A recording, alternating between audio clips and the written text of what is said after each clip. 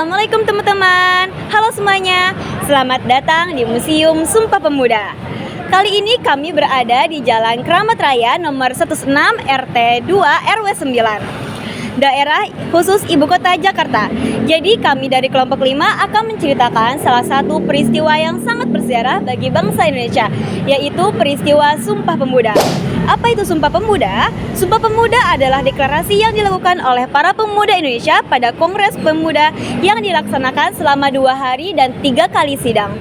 Dan pada masing-masing sidang tersebut dilaksanakan di gedung yang berbeda.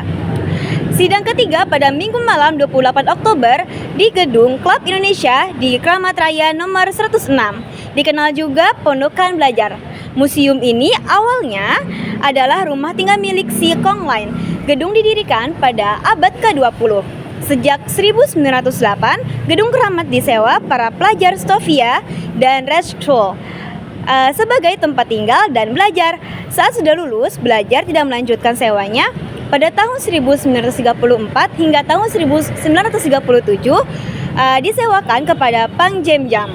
Kemudian pada tahun 1937 hingga 1951, gedung ini disewa oleh Jingju yang menggunakan sebagai toko bunga.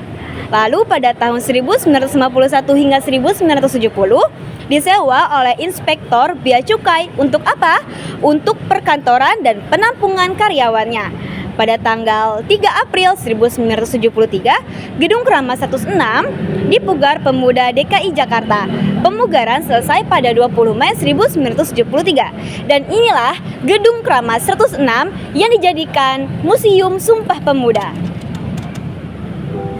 Nah, pada tanggal 28 Oktober 1928, Kongres Pemuda II di Jakarta menjadi saksi lahirnya Sumpah Pemuda. Para pemuda dari berbagai daerah berkumpul untuk menyatakan tekad mereka dalam 3 butir Sumpah Pemuda. 3 butir sumpah? Apaan tuh? Sumpah dengan semangat kebangsaan yang tinggi, mereka mendeklarasikan 3 butir sumpah yang menjadi landasan gerakan perjuangan kemerdekaan. Isinya yang pertama itu bertumpah darah yang satu, tanah air Indonesia, kedua berbangsa yang satu, bangsa Indonesia, dan yang ketiga menjunjung bahasa persatuan bahasa Indonesia. Ikrar ini bukanlah sekedar kata-kata, melainkan sebuah tonggak penting yang mengubah sejarah bangsa. Para pemuda ini mengesampingkan perbedaan mereka, suku, budaya, agama, untuk meletakkan dasar-dasar persatuan bangsa Indonesia. Pemuda menjadi simbol dari tekad kuat para pemuda untuk berjuang melawan penjajahan dan meraih kemerdekaan. Deklarasi ini juga menegaskan pentingnya bahasa Indonesia sebagai bahasa pemersatu. Sebelumnya, bahasa-bahasa daerah mendominasi.